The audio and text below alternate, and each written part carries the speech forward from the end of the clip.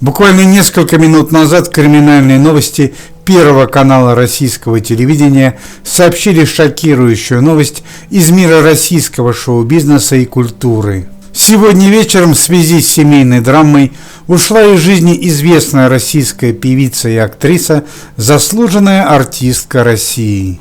Трагедия произошла в городе Санкт-Петербурге несколько минут назад. Полиция по горячим следам задержала и виновницу преступления, лучшую подругу актрисы. Трагедия в жизни российской актрисы началась еще год назад, когда скоропостижно ушел из жизни супруг актрисы, театральный режиссер.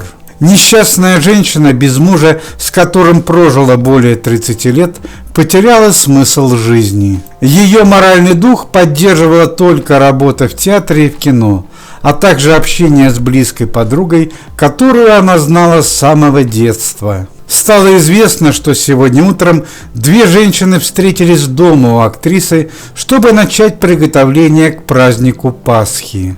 Судя по обнаруженной в квартире бутылке спиртного, женщины употребляли легкое вино.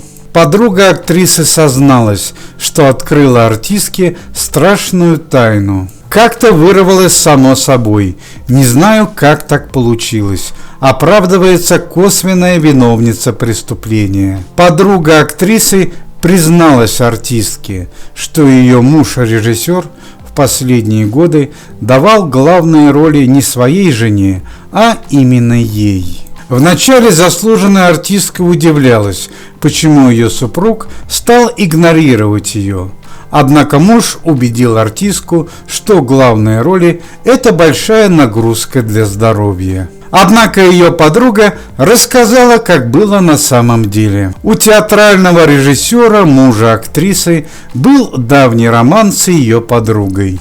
Видимо, поэтому главные роли стали доставаться только ей. Подруга актрисы не привела никаких доказательств, однако заслуженная артистка после ухода подруги не совладала с эмоциями и в связи с пережитым стрессом трагически ушла из жизни. Через несколько часов подруга позвонила актрисе, но та уже не ответила на телефонный звонок.